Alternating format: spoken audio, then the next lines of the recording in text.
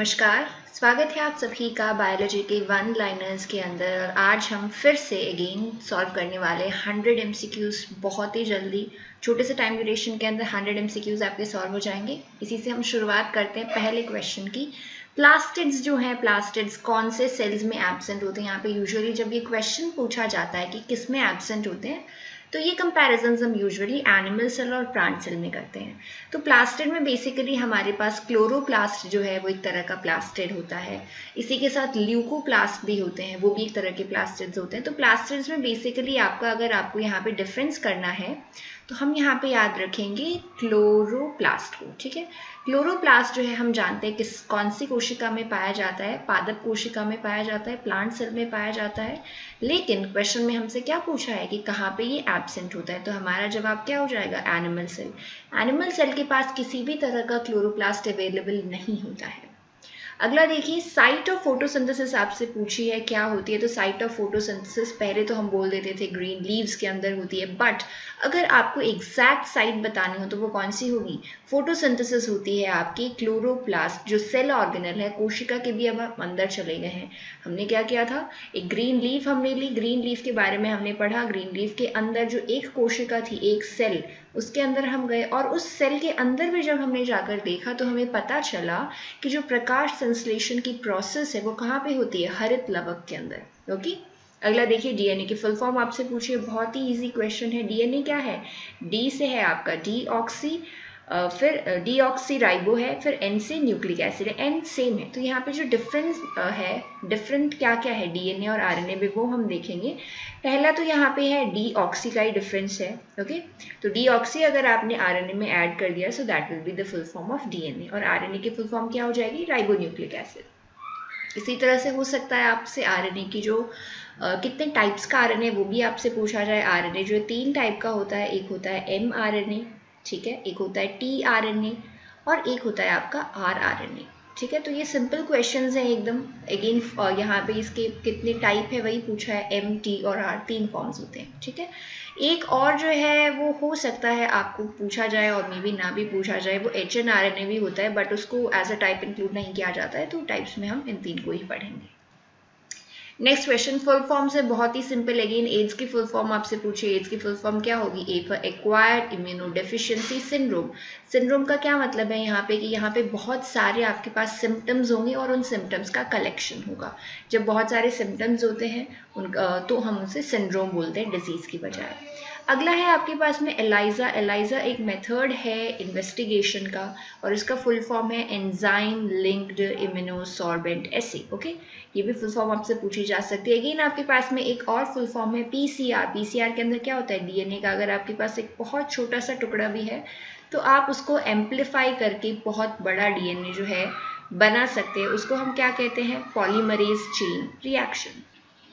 और इस प्रॉपर्टी की वजह से पीसीआर जो है, पीसीआर को बहुत ज़्यादा यूज़ किया जाता है क्राइम साइट्स पे। तो क्राइम साइट्स में अगर आपको एक छोटा सा स्ट्रैंड भी डीएनए का अगर अवेलेबल हो जाता है तो हम उसे एम्पलीफाई कर लेते हैं, उसका कंप्लीट डीएनए जो है बना लेते हैं उससे, और उसके बाद में ये हमें हेल्प करता है जो भी क्रिमिनल है उसको पकड़ने में। ओके, अगला क्वेश्चन हम देखते हैं। अगला क्वेश्चन है नेक्ड सीडेड वैस्कुलर प्लांट्स आपसे पूछा है कि कौन से होते हैं। तो सबसे पहले तो देखिए यहाँ पे वैस्कुलर प्लांट्स बोला है, तो वैस्कुलर प्लांट्स कौन से होते हैं? जिनके अंदर जाइलम और फ्लोएम जो है वो प्रेजेंट होते हैं। तो जाइलम और फ्लोएम इन दोनों का डेवलपमेंट कहाँ से शुरू हो गया था? टेरिडोफाइट से।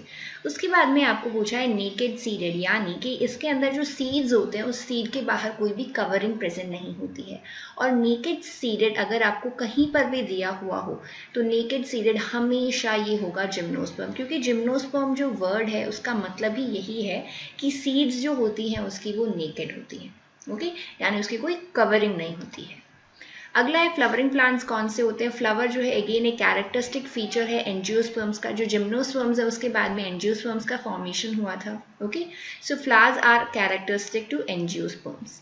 देन एंजियोस्पर्म्स के अगर आपको टाइप पूछे जाए तो एंजियोस्पर्म्स 2 टाइप के होते हैं, मोनोकॉट्स होते हैं और डायकॉट्स होते हैं। ठीक है, डायकॉट्स या फिर डायकॉटिलिडन्स। देन हम आपको दो बहुत ही कॉमन एग्जाम्पल्स पूछे हैं, साइकस और पाइनस, ये दोनों किसके एग्जाम्पल्स हैं? साइकस और पाइनस ये दोनों एग्जाम्पल्स हैं आपके जिम्नोस्पर्म्स की। अगला पूछा है कि एल्गी और फंगाई जो है इन दोनों के बीच में जो सिम्बायोटिक एसोसिएशन है, इनके बीच का जो सहजीवी संबंध है उसको एक साथ किस नाम से जाना जाता है? उसे हम जानते हैं लाइकेन के नाम से। किसके और किसके बीच में होता है ये एसोसिएशन? शैवाल के बीच में और कवक के बीच में। ओके, अगला देखिए, अगला आपसे पूछा है कि जिंजर और टर्मरिक जो है, जिंजर आपकी अदरक और जो आपकी हल्दी है, इन दोनों की जो मॉडिफिकेशन है एक्चुअली ये दोनों जो है आपकी पाई जाती है अंडरग्राउंड पार्ट के अंदर, यानी कि सॉइल के अंदर पाई जाती हैं। अब सवाल ये है कि सॉइल के अंदर पाई जाती है तो क्या ये रूट है? नहीं, इसीलिए तो ये सवाल आपसे पूछा गया है। जिंजर और टर्मरिक जो है ये रूट नहीं है, एक्चुअल में ये क्या है? स्टेम का मॉडिफिकेशन है। स्टेम मॉडिफाई होकर के एक तो अंडरग्राउंड हो गई है, सॉइल के नीचे चली। सो यहाँ पे जो कैच था वो क्या था कि जिंजर और टर्मरिक दोनों ही जो है वो अंडरग्राउंड पाए जाते हैं, आपके सॉइल के अंदर पाए जाते हैं। तो इसका ये मतलब नहीं है कि आंसर जो है वो रूट होगा। ये दोनों क्या है? आपके जो स्टेम है, स्टेम जो तना पार्ट है उसके मॉडिफिकेशन है। मॉडिफिकेशन कैसे है? क्योंकि स्टेम कभी भी अंडरग्राउंड नहीं पाया जाता है और स्टेम का फंक्शन फूड स्टोरेज का नॉर्मली नहीं होता है, इसलिए हमने इसे बोला है कि ये किसका संशोधन है? ये स्टेम का संशोधन है। अगला सवाल देखिए, अगला है कि रेडिश जो है, मूली जो है, मूली किसका मॉडिफिकेशन है? तो मूली रूट का ही मॉडिफिकेशन है। और यहाँ पे क्या मॉडिफिकेशन है कि जो आपका रूट का फंक्शन जो है वो नॉर्मली क्या होता है? केवल वाटर को ट्रांसपोर्ट करना, वाटर को बाकी पार्ट्स के लिए एब्जॉर्ब करना, पर यहाँ पे फूड को भी स्टोर कर रही है। तो याद आपको ये रखना है कि रेडिश एक्चुअल में रूट ही है। और पोटैटो, पोटैटो के लिए अलग से टर्म यूज़ करी जाती है। पोटैटो जो है ट्यूबर का एग्जाम्पल है, अगेन ये आपकी स्टेम का मॉडिफिकेशन है। तो इन सब के अंदर ये आपके लिए कुछ कंफ्यूजिंग हो सकते हैं, तो इनको आप एक साथ याद रखें, इसीलिए हमने एक साथ क्वेश्चंस जो है वो करवाए हैं। स्वीट पोटैटो देखिए, अगला स्वीट पोटैटो और पोटैटो, ऐसा नहीं करना है कि पोटैटो ट्यूबर है तो स्वीट पोटैटो को भी ट्यूबर कर दिया, ठीक है। स्वीट पोटैटो क्या है? एक रूट है, ठीक है। शकरकंद जो है अगेन एक जड़ है।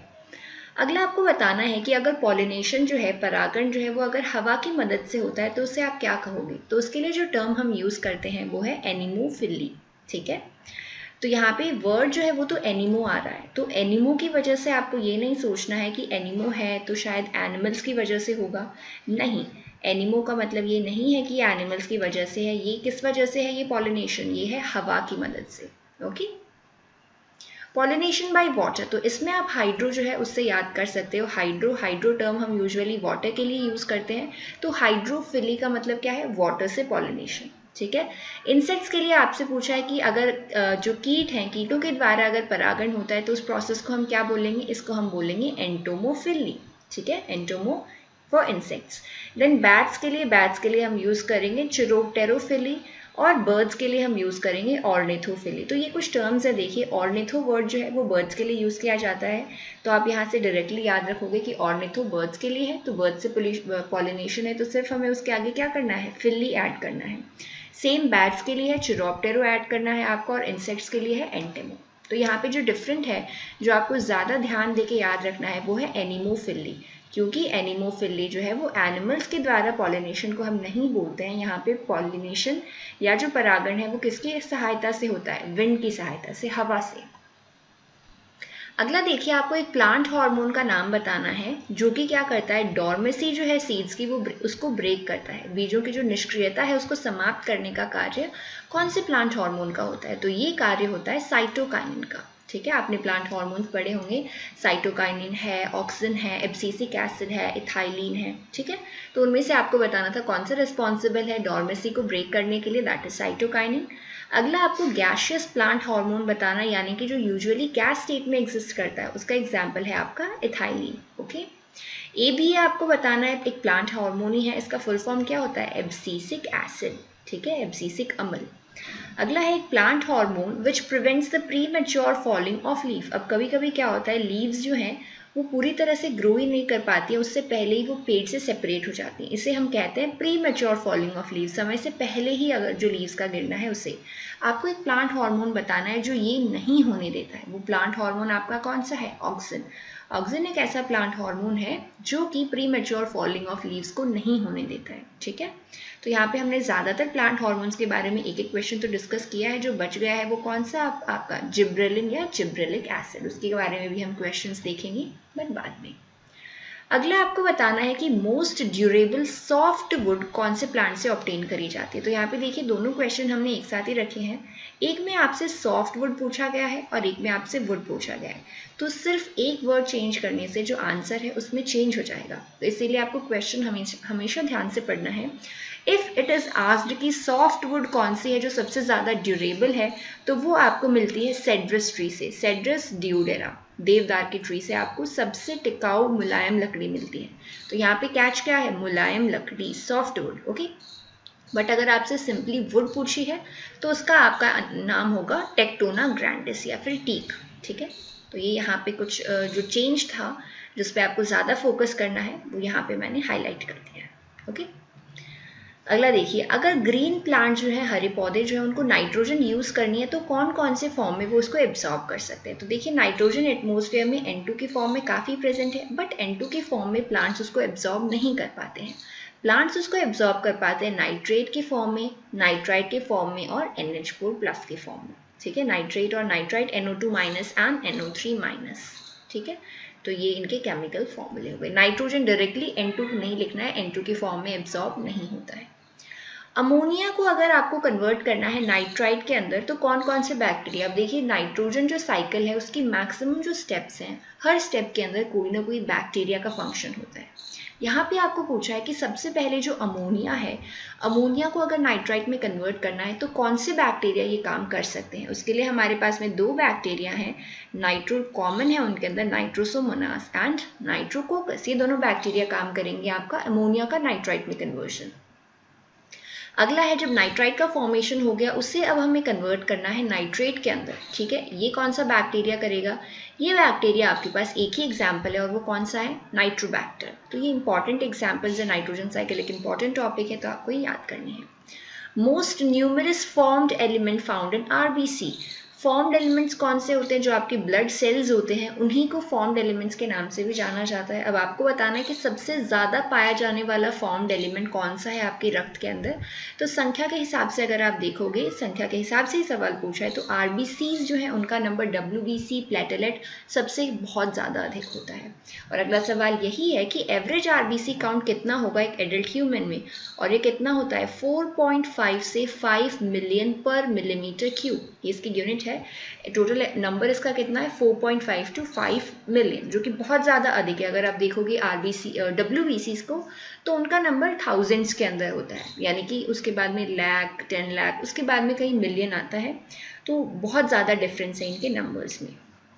जो फीटस है आगे आपसे पूछा है, उसके अंदर जो RBC का फॉर्मेशन है, तो यहाँ पे इंपॉर्टेंट चीज़ है फीटस के अंदर RBC का फॉर्मेशन कहाँ पे होता है, फीटस के अंदर RBC का फॉर्मेशन होगा 2 ऑर्गन्स के अंदर, और वो कौन से हैं आपके, लिवर और स्प्लीन। बट यही क्वेश्चन अगर आपसे एडल्ट्स में पूछा जाए तो इसका आंसर चेंज हो जाएगा।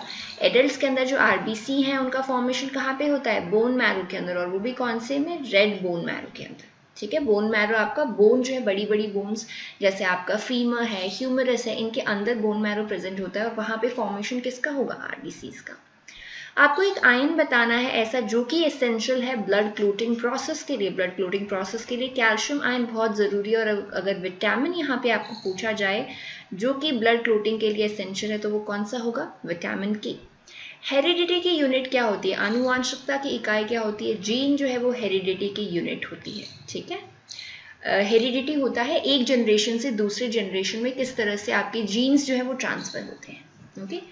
अब एक जीन है उसके 2 अलग अलग फॉर्म्स होते हैं। जैसे इसका सबसे इजी एग्जांपल है आपका जो पी प्लांट है, उसके अंदर जो टॉलनेस का ट्रेट था वो, कि एक जो है अगर आपका पी प्लांट टॉल है और दूसरा अगर ड्वार्फ है, तो ये जो है आपका लंबाई के 2 अलग अलग ट्रेट्स हैं, 2 अलग अलग रूप हैं, कि या तो आपका पौधा जो है जो पी प्लांट है, मटर का पौधा, या तो वो लंबा हो सकता है या फिर वो बौना हो सकता है। तो उसके लिए हम कैसे रिप्रेजेंट करते हैं, एक को कैपिटल T के फॉर्म में और एक को स्मॉल t के फॉर्म में। और ये जो कैपिटल T और स्मॉल t है ये जाने जाते हैं एलील्स के नाम से, ओके। तो एक जीन के जो 2 अलग अलग रूप होते हैं उन्हें हम कहते हैं एलील, ओके। अगला आपको बताना है कि वो डिजीजेस जो एक पर्सन से दूसरे पर्सन में इजीली स्प्रेड हो सकते हैं उन्हें क्या कहते हैं, उन्हें हम कहते हैं कम्युनिकेबल डिजीजेस या फिर संचारी रोग, जो आराम से एक व्यक्ति से दूसरे व्यक्ति में फैल जाती है। Excessive bleeding during an injury is deficiency of, अगर किसी चोट के कारण बहुत ज़्यादा ब्लीडिंग हो रही है तो वो किसकी डेफिशिएंसी को दर्शा सकता है? हो सकता है वहाँ पे ब्लड क्लॉट फॉर्मेशन नहीं हो रहा है, ये तो हमें पता चल रहा है, इसीलिए बहुत ज़्यादा ब्लड का लॉस होता जा रहा है, तो हो सकता है वहाँ पे विटामिन के की डेफिशिएंसी हो उस पर्सन के अंदर। हीमोफीलिया का आगे आपको पूछा है कि हीमोफीलिया किस तरह की डिजीज़ है। हीमोफीलिया एक हेरिडिटरी डिजीज़ है, वंशानुगत रोग है, यानी कि ये एक जनरेशन से दूसरे जनरेशन में फैलती रहती है, यानी कि आगे जाती रहती है। ओके, आपको एक ऐसी डिजीज़ बतानी है जो प्रोटीन की डेफिशिएंसी के कारण हो सकती है। विटामिन की डेफिशिएंसी के कारण तो हमने अलग अलग विटामिन की अलग अलग डिजीजेस पढ़ी थी। प्रोटीन डेफिशिएंसी की ये इंपॉर्टेंट डिजीज़ है जो कि कौन सी है? क्वाशियोरकर। ठीक है, ये है आपकी प्रोटीन डेफिशिएंसी की वजह से होने वाली एक डिजीज़। अगला देखिए, आपको डेफिशिएंसी डिजीज़, अगर कोई भी तरह की आपको डेफिशिएंसी डिजीज़ है, चाहे वो प्रोटीन की डेफिशिएंसी डिजीज़ हो, चाहे वो विटामिन की डेफिशिएंसी हो, या फिर आयरन की, आयोडीन की, इनमें से किसी की भी हो, तो अगर उसे आपको प्रिवेंट करना है तो क्या करना है? आपको अच्छा खाना खाना चाहिए जिसका न्यूट्रिशनल वैल्यू बहुत ज़्यादा हो, या फिर इसको हम और सिंपल लैंग्वेज में अगर बोलना चाहें तो हम ये कह सकते हैं कि आपको बैलेंस्ड डाइट जो है वो लेनी चाहिए। बैलेंस्ड डाइट बहुत ही ज़्यादा ज़रूरी है अगर आपको इस तरह की डेफिशिएंसी डिसीजेस से को प्रिवेंट करना है तो। ओके, अगला है which of the following is the main cause of blindness in children world wide. दुनिया भर में जो ब्लाइंडनेस है, नेत्रहीनता का सबसे मेन कॉज जो है, सबसे मुख्य कारण कौन सा है? वो है विटामिन ए की deficiency. What are the health effects of excessive fluoride in drinking water? अब ड्रिंकिंग वाटर जो है आपका पीने का पानी, उसमें फ्लोराइड जो है वो सप्लाई के पानी में ऐड होकर के आता है, बट अगर एक्सेसिव अमाउंट्स में वो फ्लोराइड ऐड हो तो वो क्या हेल्थ इफेक्ट कॉज कर सकता है, वो आपके स्वास्थ्य पर क्या प्रभाव डाल सकता है? तो एक डिसीज़ है, एक प्रॉब्लम है फ्लोरोसिस नाम की। फ्लोरोसिस प्रॉब्लम जो है वो हो सकती है अगर एक्सेस फ्लोराइड ड्रिंकिंग वाटर में प्रेजेंट हो तो। अगला है कि प्लांट्स के अंदर जो न्यूट्रिएंट्स का एब्जॉर्प्शन है, पोषक तत्वों का जो एब्जॉर्प्शन है, इसके साथ साथ जो वाटर का एब्जॉर्प्शन भी है, वो कौन सी स्ट्रक्चर से होता है? तो ये होता है रूट्स से। रूट्स जो है पानी को और जो भी इंपॉर्टेंट न्यूट्रिएंट्स है जो वहाँ पे सॉइल के अंदर प्रेजेंट है, उन सबको लेकर के आती है कहाँ पे? बाकी पार्ट्स जो है उन तक, स्टेम में चला जाता है, फिर वो लीव्स में, तो सारे ट्रांसपोर्ट का काम यहाँ पे एब्जॉर्प्शन का होता है, रूट का। How many essential elements does a plant require? Plant को कितने ऐसे एलिमेंट्स की ज़रूरत है जो उसके लिए एसेंशियल हैं, यानी कि अनिवार्य हैं? तो 17 ऐसे एलिमेंट्स हैं प्लांट्स के लिए जो एसेंशियल हैं, जिनको फर्दर हम मैक्रो और माइक्रो न्यूट्रिएंट्स के फॉर्म में क्लासिफाई करते हैं। प्लांट्स का मोड ऑफ न्यूट्रिशन आपको बताना है। प्लांट्स कैसे होते हैं? ऑटोट्रॉपिक है। तो प्लांट्स, कुछ एल्गी, इनके सिर्फ यही कुछ ऐसे ऑर्गेनिजम्स हैं जो ऑटोट्रॉपिक हैं। इसके अलावा जैसे आप फंगाई देखोगे, एनिमल्स देखोगे, सबके सब कैसे हैं? हीटेरोट्रॉपिक, यानी कि ये अपना भोजन, उसका निर्माण जो है वो स्वयं नहीं करते हैं। Which system protects our body against disease causing microbes? कौन सा ऐसा सिस्टम है आपकी बॉडी का जो डिसीज कॉजिंग, जो आपको रोग कारक जो सूक्ष्म जीवी हैं उनसे बचाते हैं? तो ये आपका जो इम्यून सिस्टम होता है, इम्यून सिस्टम के अंदर आपकी जो इम्यूनिटी है पूरी, उसके लिए जो अलग अलग तरह के सेल्स हैं, ये आपको प्रोटेक्ट करते हैं इन तरह की डिजीज से।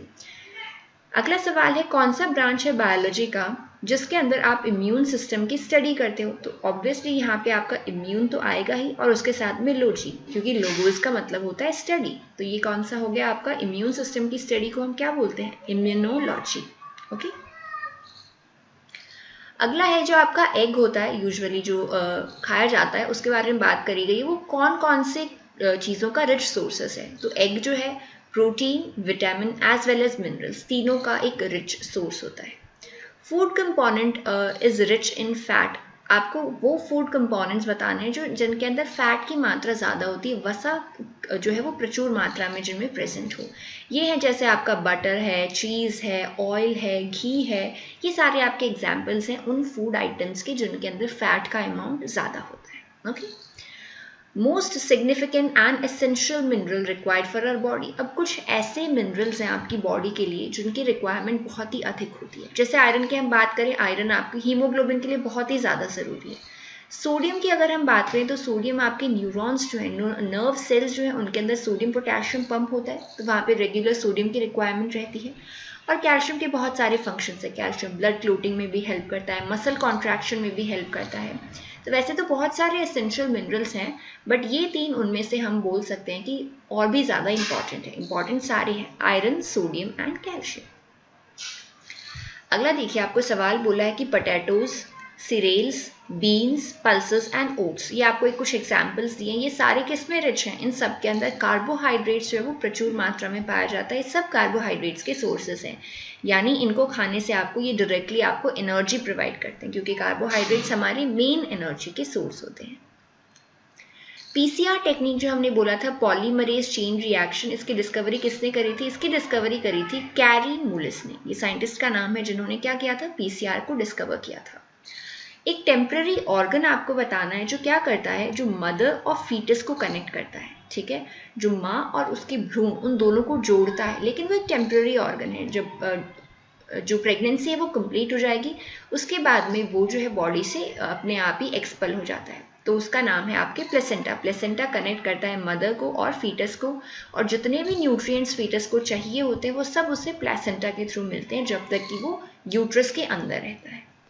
अगला आपसे पूछा है कि स्पर्म जो है, ह्यूमन स्पर्म, उसके लोकोमोशन के लिए उसके पास में कौन सी ऐसी एडिशनल स्ट्रक्चर है? तो स्पर्म के पास में अपना फ्लैजेला प्रेजेंट होता है, जिसकी वजह से वो लोकोमोट कर सकता है। स्मॉलेस्ट टैक्सॉन ऑफ क्लासिफिकेशन, जो क्लासिफिकेशन के बारे में हम डिस्कस करते हैं, स्पीसीज है, जीनस है, क्लास, फैमिली, ऑर्डर, इनमें आपसे पूछा है कि सबसे छोटा इनके अंदर कौन सा है, या फिर सबसे छोटा टैक्सॉन कौन सा है, या फिर आपको यूनिट भी पूछ सकते हैं क्लासिफिकेशन की, वो कौन सी होती है आपकी? स्पीसीज। स्पीसीज वर्गीकरण का सबसे छोटा वर्गक है, यानी कि उससे आप ज़्यादा और नहीं कर सकते। डुओडेनम से पूछा है आपको, डुओडेनम जैसे ही आपका स्टमक जो है, ये स्टमक देखिए आपका इस तरह से प्रेजेंट होता है, ठीक है, स्टमक जहाँ पे एंड होता है उसके बाद में ही आपका डुओडेनम जो है वो स्टार्ट हो जाता है, ठीक है। तो ये वाला जो पार्ट है, ये जो मैंने ड्रॉ किया यहाँ पे थोड़ा, हाँ, ये वाला पार्ट है आपके डुओडेनम का। तो डुओडेनम के लिए बोला जाता है कि आपको कौन सा शेप अपीयर हो रहा है? सी शेप की। डुओडेनम एक सी शेप का स्ट्रक्चर है। और वहीं आपको स्टमक का भी पूछा जाता है। स्टमक के लिए हम बोलते हैं कि स्टमक का शेप जे शेप का है। मुझे भी नहीं लगता है कभी भी जे शेप का, डायग्राम से भी ऐसे ही शो किया जाता है, बट ये थियोरेटिकल क्वेश्चंस है। Duodenum is C shaped and stomach is J shaped. अगला है the science of rearing, improvement and caring domesticated animals. उसको क्या बोलते हैं? जो घरेलू जानवर है उनका पालन पोषण, उनको सुधार करना, उनकी देखभाल करना, ये पूरी प्रोसेस है। इसको क्या कहते हैं? इसे पशुपालन कहते हैं या फिर एनिमल हस्बेंडरी कहते हैं।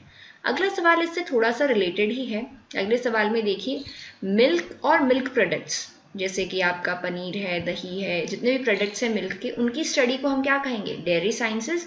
और जो मिल्क और मिल्क प्रोडक्ट्स वाले यूजुअली जो एनिमल्स होते हैं या फिर आपके घरेलू जानवर, उनका पालन पोषण और बाकी सब आपके आएगा एनिमल हस्बेंड्री में। वो ज़रूरी नहीं है कि वो मिल्क से रिलेटेड ही हो, और भी जानवर हो सकते हैं, कोई भी। ओके, अगला रिंगवॉर्म पूछा है आपसे। दाद किस तरह का एक इन्फेक्शन है? सबसे पहला तो स्किन पे होने वाला एक इन्फेक्शन है, ठीक है, और ये फंगस की वजह से होता है, ठीक है। अगर किसी को रिंगवॉर्म है, उससे आप उनके टॉवल्स अगर शेयर करते हो या फिर उनके कॉम्स वगैरह, क्लोथ्स वगैरह शेयर करते हो, तो हो सकता है आपको भी फंगल इन्फेक्शन हो जाए और आपको भी दाद हो जाए। स्ट्रेप्टोकोकस न्यूमोनी के बारे में पूछा है, ये क्या कॉज करता है? स्ट्रेप्टोकोकस न्यूमोनी देखिए नाम में ही आपको बता दिया ये क्या कॉज करता है, न्यूमोनिया। अगला देखिए, theory of chemical evolution. Chemical evolution की थ्योरी किसने दी थी? कि जो सबसे पहले हमारे पास बहुत ही छोटे पार्टिकल्स थे, उनसे कॉम्प्लेक्स पार्टिकल्स का फॉर्मेशन हुआ है धीरे धीरे बहुत सालों के बाद में। ये थ्योरी दी थी ओपेरन और हेल्डेन ने, ठीक है। उसके बाद में इसको एक्सपेरिमेंटली भी प्रूव किया था। किसने प्रूव किया था? उसको मिलर ने प्रूव किया था, ठीक है। अगला ये सवाल भी आपसे पूछा जा सकता है कि आपका जो अर्थ है वो कितना साल पुराना है, कितने साल पहले अर्थ का फॉर्मेशन हुआ था? तो बिग बैंग थ्योरी को तो हम सब जानते हैं। तो बिग बैंग थ्योरी माना जाता है कि उसकी वजह से अर्थ का फॉर्मेशन हुआ, और जो आपका अर्थ है वो 4.5 बिलियन ईयर्स पुराना है। इतने साल पहले फॉर्मेशन हुआ था अर्थ का।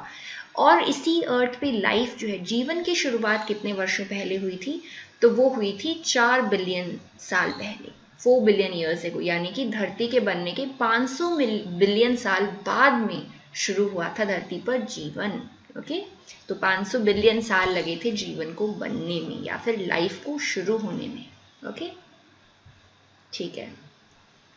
अब देखिए एक इम्पॉर्टेंट थ्योरी है जो बहुत बार दी जाती है, use and disuse of organ, कि ये जिराफ के रेस्पेक्ट में बहुत ही ईजिली समझी जाती है कि जिराफ ने क्या किया, अपनी जो नेक थी उसको बहुत ज़्यादा यूज़ किया, ठीक है, और उसको यूज़ करने की वजह से क्या हुआ, उसकी नेक जो है वो इतनी लंबी हो गई है ऐसा। और इसके साथ साथ में वो भी बोला गया कि जो स्नेक्स थे, स्नेक्स को अपने पैरों का इस्तेमाल ज़्यादा करना नहीं था, तो इस वजह से धीरे धीरे उनके अंदर पैर गायब हो गए, ठीक है, क्योंकि उनके अंदर जो शोल्डर वाली बोन्स हैं और जो आपकी पेल्विस की बोन्स हैं वो पाई जाती हैं, बट उनमें लिम्स नहीं होते हैं। तो ये जो थ्योरी दी थी use and disuse of organs की, ये किसने दी थी, ये दी थी लेमार्क ने। लेमार्क के इसी कॉन्सेप्ट को लेमार्किज्म भी बोला जाता है। तो लेमार्क भैया ने क्या बोला था, इन्होंने बोला था कि अगर आप अपने किसी ऑर्गन को बहुत ज़्यादा यूज़ में लोगे तो उसका इवोल्यूशन ज़्यादा हो जाएगा, यानी कि वो आपके अंदर उसके एडिशनल कैरेक्टर्स शो होंगे। बट अगर आप किसी ऑर्गन को यूज़ नहीं करोगे, कम यूज़ करोगे, तो धीरे धीरे वो रिग्रेस हो जाएगा। लेकिन ये थ्योरी सही नहीं थी, पर अभी भी इसमें सवाल आता है कि ये किसने दी थी ये थ्योरी, तो ये किसने दी थी, लेमार्क ने। Okay, wings of butterfly and wings of bird are example of। तो butterfly और जो birds हैं इनके wings हैं किसके example हैं, तो ये दो हम पढ़ते हैं, homologous organs और analogous organs। उनमें से जो butterfly और birds के जो wings हैं ये examples होते हैं आपकी homologous organs के, ठीक है। अगला देखिए फॉसिल्स के बारे में आपको पूछा है, जो जीवाश्म है वो कहाँ पे पाए जाते हैं। रॉक्स देखिए तीन तरह की होती हैं, सेडिमेंटरी होती है, मेटामॉर्फिक होती है और इग्नियस होती है। उनमें से फॉसिल्स जो है वो आपको यूजुअली यानी कि सबसे ज़्यादा पाए जाएंगे सेडिमेंटरी रॉक्स के ही अंदर। Okay, mutation theory of evolution पूछा है, किसने दिया था, म्यूटेशन थ्योरी ऑफ एवोल्यूशन दिया था ह्यूगो डी व्रीज ने। इन्होंने ये बोला था कि इवोल्यूशन जो है वो किसी भी यूज या डिसयूज से नहीं हो रहा है, वो हो रहा है म्यूटेशन की वजह से। यानी आपका जो जीनोम है उनमें क्या होता है, कोई भी म्यूटेशन हो जाता है इजीली। आपका जो पूरा जीन सीक्वेंस है उसमें अगर एक जगह भी कोई चेंज हो जाता है, कुछ नई चीज़ का फॉर्मेशन होता है, उसी को हम कहते हैं म्यूटेशन। और म्यूटेशन वाली थ्योरी किसने दी थी, ह्यूगो डी व्रीज ने। ओके, डीएनए जेनेटिक मटेरियल है, ये किसके एक्सपेरिमेंट्स के बाद में प्रूव हुआ था। तो देखिए पहले कंफ्यूजन था बहुत ज़्यादा कि जेनेटिक मटेरियल जो है वो डीएनए है या फिर आरएनए है या फिर प्रोटीन्स है। तो बहुत सारे एक्सपेरिमेंट्स हुए, धीरे धीरे पहले लोगों को पता चला कि नहीं, प्रोटीन तो जो है जेनेटिक मटेरियल नहीं है। इसी तरह से फिर आरएनए पता चला, बट फाइनली ये किसके एक्सपेरिमेंट से पता चला था कि डीएनए जेनेटिक मटेरियल है, वो पता चला था हर्शे और चेज नाम के दो साइंटिस्ट थे, इनके एक्सपेरिमेंट से।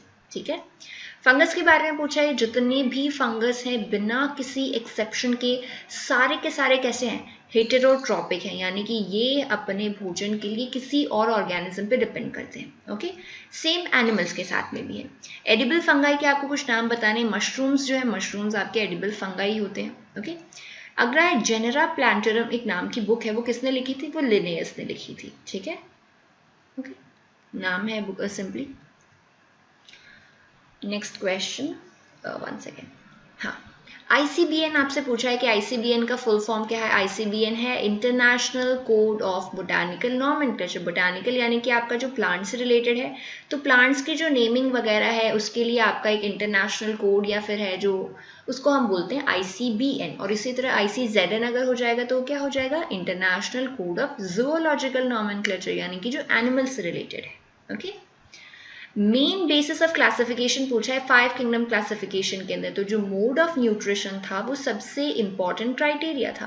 तो देखिए सबसे पहले मोनेरा को अलग किया गया था और बाकी 4 किंगडम्स को इनको किया गया था सेल के बेसिस पे, क्योंकि सिर्फ मोनेरा ऐसा है जिसके अंदर प्रोकैरियोटिक सेल है और बाकी आपके जो चारों किंगडम है उनमें यूकैरियोटिक है। ठीक है, उसके बाद में मोनेरा के बाद में आपका आता है प्रोटिस्टा। ठीक है, प्रोटिस्टा क्लासिफिकेशन हुआ और सबसे बाद में आपकी जो 3 किंगडम्स बचे थे उन तीनों का जो क्लासिफिकेशन है वो हुआ था मोड ऑफ न्यूट्रिशन के बेसिस पे। ठीक है, अगला आपको पूछा है कि नाइट्रोजन फिक्सिंग ऑर्गेनिजम्स जो है, तो नाइट्रोजन फिक्सिंग ऑर्गेनिजम्स यूजुअली आपके बैक्टीरिया हैं, उसके अलावा कुछ एल्गी भी है, और ये सारे आपके किसमें पाए जाते हैं, मोनेरा किंगडम के अंदर। ठीक है, जैसे हमने थोड़ी देर पहले ही देखा था, नाइट्रोबैक्टर देखा था, नाइट्रोकोकस देखा था। ठीक है, और ये सारे क्या थे, बैक्टीरिया, और बैक्टीरिया कहाँ मिलते हैं आपके, मोनेरा किंगडम में। Grouping living organisms on the basis of their similarities and dissimilarities। Living organism को आप एक साथ ग्रुप करते हो ये बेसिस पे कि उनमें कुछ सिमिलैरिटी और कुछ उनमें डिससिमिलैरिटी, उसको क्या कहते हैं, उसे हम कहते हैं टैक्सोनमी। ओके, हाई बायोलॉजिकल BOD अगर है वाटर के अंदर, कोई ऐसा वाटर है जिसका BOD अगर ज़्यादा है, तो इसका मतलब क्या है कि वो पानी बहुत ज़्यादा प्रदूषित है, ठीक है, यानी बहुत ज़्यादा ऑक्सीजन की ज़रूरत होगी वहाँ पे उस जो भी प्रदूषण है उसको रिमूव करने के लिए। एंटीबायोटिक सबसे ज़्यादा इफेक्टिव किसके ऊपर होते हैं? एंटीबायोटिक सबसे ज़्यादा इफेक्टिव होते हैं बैक्टीरिया के ऊपर। इसीलिए एक सवाल ये भी पूछा जाता है कि जैसे अगर आपने ज़ुकाम के अंदर एंटीबायोटिक्स ली है तो उसकी वजह से आपका ज़ुकाम जो है वो ठीक नहीं होता है, उसकी वजह से सिर्फ आपके जो सिम्टम्स हैं ज़ुकाम की वजह से, जैसे आपका अगर फीवर है, थोड़ा बहुत सर दर्द है, ये सब ठीक हो जाता है, बट जो एक्चुअल में ज़ुकाम है वो ठीक 1 हफ्ते के अंदर ही होता है। मेटाबॉलिज्म से आप क्या समझते हैं? मेटाबॉलिज्म के अंदर या तो आपको एनर्जी ऊर्जा प्राप्त हो सकती है या फिर ऊर्जा जो है वो मुक्त हो सकती है, दोनों ही प्रोसेस हो सकते हैं। क्यों? क्योंकि मेटाबॉलिज्म में हमारे पास में एनाबॉलिज्म भी आता है और कैटाबॉलिज्म भी आता है, ठीक है। तो एक के अंदर आपके पास एनर्जी जो है वो प्राप्त होती है और दूसरे के अंदर एनर्जी जो है वो मुक्त होती है। मैंगो का साइंटिफिक नेम आपसे पूछा है, मैंगो का साइंटिफिक नेम है मैंजीफेरा इंडिका। ओके, मैंजीफेरा यहाँ पे इसके जीनस का नाम है, ठीक है, और जो इंडिका है यहाँ पे वो इसकी स्पीसीज का नाम है। अगला सवाल देखिए, डीपीटी वैक्सीन आपसे पूछा है, डीपीटी वैक्सीन किस किस डिजीज से प्रोटेक्ट करने के लिए दी जाती है? डी फॉर डिप्थीरिया, पी के लिए यहाँ पे पर्टूसिस की जगह वूपिंग कफ नाम दिया है, दोनों सेम ही है, बट पी से आप ये ना पूछो कि पी है वहाँ तो यहाँ डब्ल्यू क्यों दे दिया आपने, तो पी से है आपका पर्टूसिस और जिसका दूसरा नाम क्या है? वूपिंग कफ, और लास्ट में टी फॉर टिटनस। कौन से ऐसे वर्टिब्रेट्स हैं जिनके अंदर ऑक्सीजनेटेड और डीऑक्सीजनेटेड ब्लड दोनों मिक्स हो जाते हैं? तो आपके 3 चैम्बर्ड हार्ट वाले जो ऑर्गेनिजम्स हैं जिनके अंदर इस तरह से 2 एट्रिया हैं, तो यहाँ से जो भी ब्लड आता है वो आकर के यहाँ पे आपके वेंट्रिकल्स के अंदर पूरा मिक्स हो जाता है और मिक्सड ब्लड जो है पूरी बॉडी के अंदर पंप होता है। तो आपके जो एम्फीबियंस हैं उनके अंदर क्या होता है? मिक्सड ब्लड जो है वो फ्लो करता है या फिर दोनों तरह का ब्लड आकर के मिक्स हो जाता है। डायनासोर्स जो हैं जो कि एक्सटिंक्ट हो चुके हैं वो कहाँ पे क्लासिफाइड थे? वो रेप्टाइल्स के अंदर क्लासिफाइड थे, और डायनासोर्स के लिए बोला जाता है कि आपके जो बर्ड्स हैं, जो एवीज हैं, उनके एंसेस्टर्स थे डायनासोर्स, ठीक है, क्योंकि हमने जो भी मूवीज वगैरह में देखे हैं डायनासोर्स या फिर उनके बारे में जो भी पढ़ा है उनसे यही मालूम है कि डायनासोर्स फ्लाई करते थे। Okay, so they were basically ancestor of birds. Which group of gases contribute to greenhouse effect? Greenhouse effect के लिए कौन कौन सी gases जो हैं, कौन कौन सी gases के समूह हैं जो योगदान देते हैं इसमें? वो हो सकते हैं आपके कार्बन डाइऑक्साइड है, मिथेन है, तो ये कुछ एग्जाम्पल्स है ग्रीन हाउस इफेक्ट के लिए। अगला है जो क्रस्टेशियंस है, क्रस्टेशियंस बेसिकली जो आपके इंसेक्ट्स हैं उनका ही एक टाइप होता है, ठीक है। ओके, थोड़ी स्पेलिंग गलत है यहाँ पे। इंसेक्ट्स उसके अंदर किस चीज़ से बने हुए होते हैं? तो इंसेक्ट्स की जो आउटरमोस्ट स्किन है उसमें भी क्रस्टेशियंस की बेसिकली वो काइटिन की बनी हुई होती है। ग्राउंड वाटर जो है ड्रिंकिंग वाटर का एक अच्छा सोर्स है, क्यों? क्योंकि उसके अंदर एक पोल्यूटेंट है आर्सेनिक, वो यूजुअली नहीं पाया जाता है, उसकी मात्रा कम होती है, इतनी नहीं होती है कि वो आपको कोई हार्म करे। सी वीड जो है या फिर जो भी आपका सी फूड होता है जितना भी, उनके अंदर आयोडीन की मात्रा काफ़ी होती है, ठीक है, तो sea food they are an important source of iodine in a food chain के अंदर। सोलर एनर्जी जो है, सन की एनर्जी जो प्लांट्स यूटिलाइज करते हैं, वो टोटल एनर्जी का कितना यूटिलाइज करते हैं? केवल और केवल 1% यूटिलाइज कर पाते हैं प्लांट्स, और उसी के बिहाफ पे पूरी जो दुनिया है उसका न्यूट्रिशन चल रहा है। देखो, only 1% energy of sun. Which endocrine gland is found in thoracic cavity? thoracic cavity की बात हमने कल ही करी थी, यहाँ पे आपको बताना है कौन सा endocrine gland यहाँ पे पाया जाता है। तो मैंने आपको पहले ही बताया था कि स्टर्नम के पोस्टीरियर साइड में आपका एक ग्लैंड पाया जाता है जो कि कौन सा है? Thymus gland. आपको आपकी बॉडी में पाई जाने वाली एक ऐसी स्ट्रक्चर बतानी है जो आपके स्किन सरफेस पे, स्किन से थोड़ी डीप में मिलती है, जो बॉडी को वार्म रखने में हेल्प करती है। ये आपकी होती है लिम्फेटिक वेसल्स, ये आपके शरीर को गर्म रखने में सहायता करती हैं। अब प्रेग्नेंट वेमेन जो है उनके अंदर कॉमनली कौन सी डेफिशिएंसी पाई जाती है? आयरन की डेफिशिएंसी तो बहुत ही ज़्यादा कॉमनली पाई जाती है, यानी अनीमिया बहुत ज़्यादा कॉमन है प्रेग्नेंट वेमेन में। और एक और जो डेफिशिएंसी पाई जाती है वो है कैल्शियम की, बट इनमें भी आयरन तो है, वो बहुत ही ज़्यादा कॉमन डेफिशिएंसी है। हेप्टेन्स क्या होते हैं? हेप्टेन्स एक्चुअली इम्परफेक्ट एंटीजन्स होते हैं, कंप्लीट एंटीजन नहीं होता, यानी एंटीजन का एक टुकड़ा ही होता है इसमें। एल्जाइमर्स डिजीज क्या है? एल्जाइमर्स, पार्किंसन दोनों आपके ब्रेन से रिलेटेड डिसऑर्डर्स हैं। ओके, नॉन बायोडिग्रेडेबल वेस्ट जो है उसको सबसे अच्छी तरह से आप किस तरह से उससे बच सकते हो। नॉन बायोडिग्रेडेबल यानी कि वो आपका क्या है, आपका डिस्ट्रॉय नहीं हो सकता एनवायरनमेंट में अगर आपने उसे फेंक दिया तो हम क्या करेंगे, उसको रिसाइकिल कर लेंगे, उससे कोई और प्रोडक्ट्स बना लेंगे जो कि कहीं और यूज़ हो सके। ग्लोकोमा कहाँ की डिजीज़ है, कौन से ऑर्गन को इफेक्ट करती है? ग्लोकोमा आपकी आइज से रिलेटेड एक डिजीज़ है। ओके, कितना कार्बन डाइऑक्साइड प्रेजेंट होता है आपकी एक्सहेल्ड एयर में, जो आप बॉडी से बाहर जो एयर निकालते हो रेस्पिरेशन के टाइम में, उसमें 4% जो है कार्बन डाइऑक्साइड की प्रेजेंट होती है। कितना? 4%। लंग्स कहाँ पे लोकेटेड है आपके? लंग्स आपके लोकेटेड है प्लूरल कैविटी में, आप बोल सकते हो थोरैसिक कैविटी में, आप बोल सकते हो हार्ट के दोनों तरफ बोल सकते हो। तो ये सारे आंसर सही हैं। कौन से पार्टिकल्स ऐसे हैं जो कि क्वालिटी ऑफ एयर जो है उसको ख़राब करने के लिए रिस्पॉन्सिबल है, और ये पार्टिकल्स जो आपकी वाइटल ऑर्गन्स को भी डैमेज करते हैं? तो ये होते हैं 2.5 pm। pm इसकी यूनिट है पार्टिकुलेट मैटर। इससे कम डायमीटर वाले जो पार्टिकल्स हैं 2.5 से कम, वो बहुत ही ज़्यादा डेंजरस होते हैं आपकी वाइटल ऑर्गन्स के लिए। नेक्स्ट आपके पास में एक स्लोगन दिया हुआ है, 2 बूंद जिंदगी की। ये कौन से प्रोग्राम के साथ में एसोसिएटेड है? तो हम सबको मालूम है ये पोलियो वैक्सीन के लिए है, 2 बूंद जिंदगी की। ओके, तो पल्स पोलियो जो प्रोग्राम है उससे एसोसिएटेड है ये slogan. Next is respiratory process में कौन सी चीज़ की रिक्वायरमेंट आपको होती है? ऑक्सीजन की रिक्वायरमेंट होती है, क्योंकि ऑक्सीजन की हेल्प से ही सेल्स जो है, जितने भी कोशिकाएं हैं, वो अपनी एक्टिविटीज़ कर पाती हैं। तो ये आज के 100 MCQs यहाँ पे कंप्लीट हो चुके हैं। उम्मीद है आपको समझ आए होंगे। Thank you and have a very nice day.